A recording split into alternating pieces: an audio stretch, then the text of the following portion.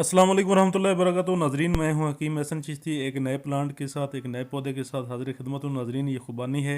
आपको खुबानियाँ लगी हुई नज़र अभी आ रही हैं। ये खुबानी के पत्ते पत्ते हैं और ये खुबानी का जो है ना वो दरख्त है।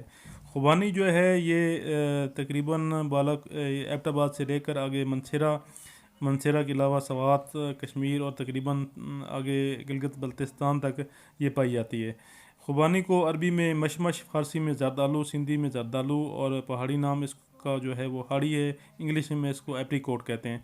एक मशहूर फल है। रंग इसका जर्द होता है, ज़ायका इसका मीठा होता है। मिजाज इसका किताबों में जो लिखा हुआ है वो सर्द तर, लेकिन मेरे नज़दीक ये गर्म तर है। मकदार खुराक जो है इसकी 5 अदद से 10 अदद तक हम इस्तेमाल कर सकते हैं। अफ़गानिस्तान, बलूचिस्तान, मगरबी हिंद और मनसेरा, सवात, कश्मीर वगैरह में ये पाई जाती है। इसके अलावा जो इसके फ़ायद हैं, मुलय्यन है, मुस्किन है, तशनगी और नाफ़े अमराज गलियानिया, सफ़रात, जुमला अज़ा को क़ुव्वत देता है। इसका नकूज़ सफ़रावी और खूनी तपों में मुफीद है। सोज़श मैदा और बवासीर के लिए नाफ़े है। मादे को मतदिल और क़वाम करता है। प्यास खून, जोश खून को तस्कीन देता है। सफ़रा का मुसल है।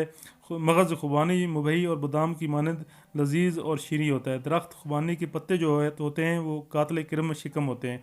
मतलब इसके पत्ते जो हैं वो इस्तेमाल करने से, सफ़ूफ़ की हालत में इस्तेमाल करने से पेट के कीड़े जो हैं होते हैं वो ख़त्म हो जाते हैं।